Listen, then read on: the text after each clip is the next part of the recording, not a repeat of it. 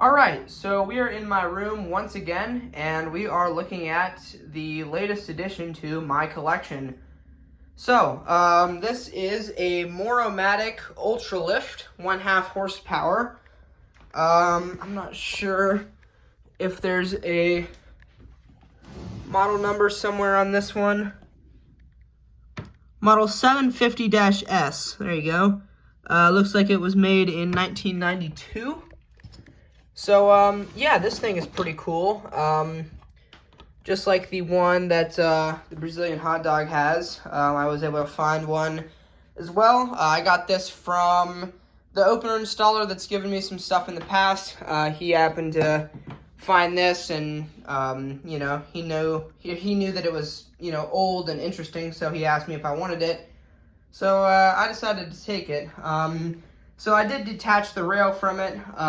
It had the rail on it. It wasn't too hard to take apart, although, as you can tell, the gears in there are kind of a mess. I was originally hoping that I could just run it without the gears, but no, there's a little post that comes off right where this gear is, and I'm assuming that's what drives the limits, which makes sense. You know, I don't know why I thought that it would work without the gears being able to drive the limits, but anyway. So the machine does work. I'm pretty sure it has a bad capacitor because the customer said that it was smoking pretty bad when they took it out. And after I run it a couple times, it does start to smell like burning capacitor. So yeah, I'm probably going to need to put a capacitor into this, even though it works fine, and it works fine on the rail too. I'm not sure if it would move a door, but anyway, the only bad thing is so there's these little gold strips that are supposed to go around the edge of the case, but well, they were coming off, like, kind of from this edge right here all the way to here. They were just kind of loose. So I tried to glue them back on, but they kind of disintegrated, and then scraping off all the glue, I kind of scratched the case a little bit, but oh well. Anyway, we'll go ahead and run this. Before we run it, I also want to show that I put the Chamberlain Model C410 on the rail.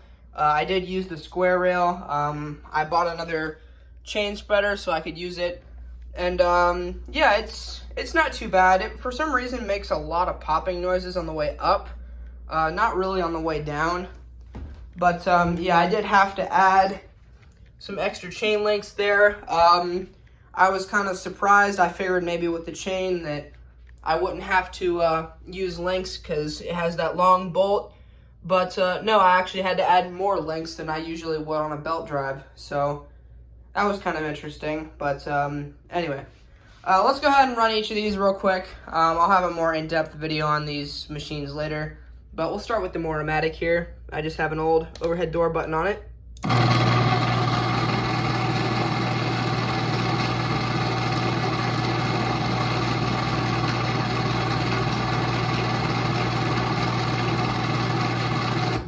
So yeah, that thing is pretty neat. You can kind of see how the gears are in there. That comes directly off the motor. That drives a bigger gear, which has a reduction on it. That drives that large gear. You can kind of see there's a sprocket. And then in the back, there's another gear that drives the limits. Anyway, this one also does have that cool kind of indicator when it's closing. It flashes the lights the entire time, so I'll show you that.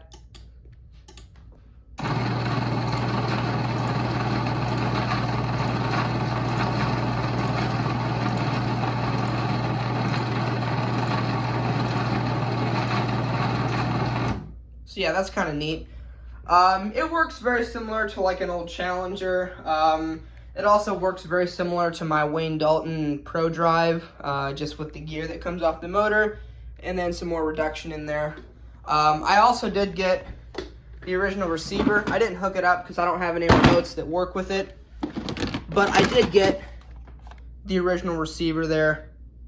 Linear digital control Delta 3. So that's pretty cool. Has 8 switches on there. Looks like this was made 1994.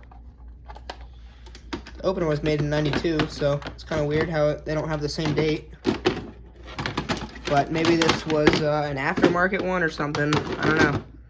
Or maybe that's not actually the date code on it. Anyway, we'll go ahead and run this Chamberlain real quick. Same exact setup. I got the 885 right here. Whoops. I just hit this little toy guitar thing. Kind of made some noise. Anyway, let's go ahead and run this.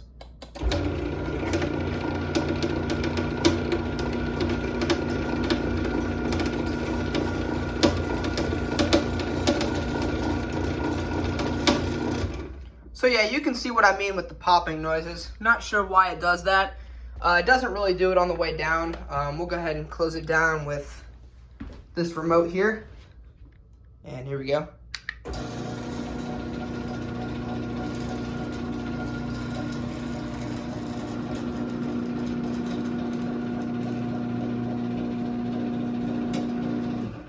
Pretty smooth operator though.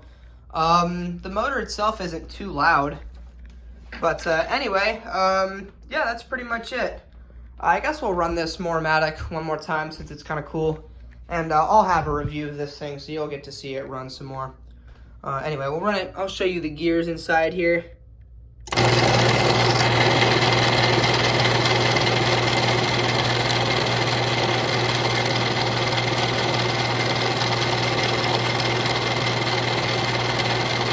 So yeah, that's pretty neat. The light also does turn off anytime you hit the button, so that's kind of cool. And then it has the 4 bolts. It does have this rail. Like I said, it's just like the Wayne Dalton rail.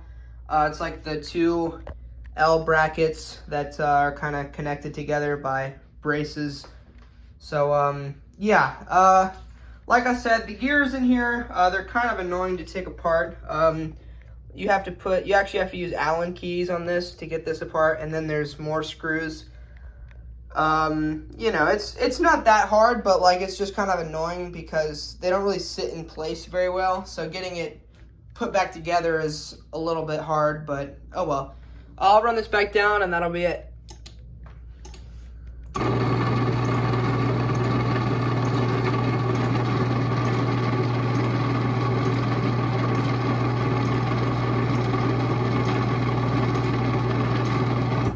So yeah, there you go. That's the Moore-O-Matic, as well as the Chamberlain C410 on the rail. So I'll have a review of this thing coming soon, and I'm also probably going to do an opener swap.